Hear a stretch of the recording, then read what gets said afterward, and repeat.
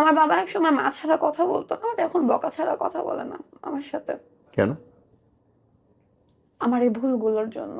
আমি স্টোরিতে আসবো। দেন আমার আম্মু মারা যাওয়ার 1 মাস পরের ঘটনা।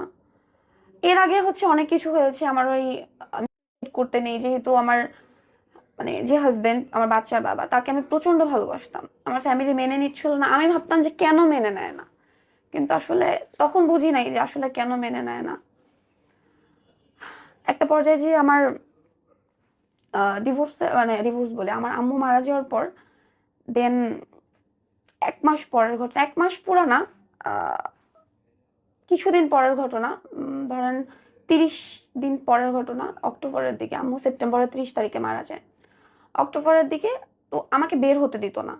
তো আমার হাজবেন্ড এর আগেও আমার বাসায় ছাদ থেকে এসে অনেক সিন ক্রিয়েট করে গেছে।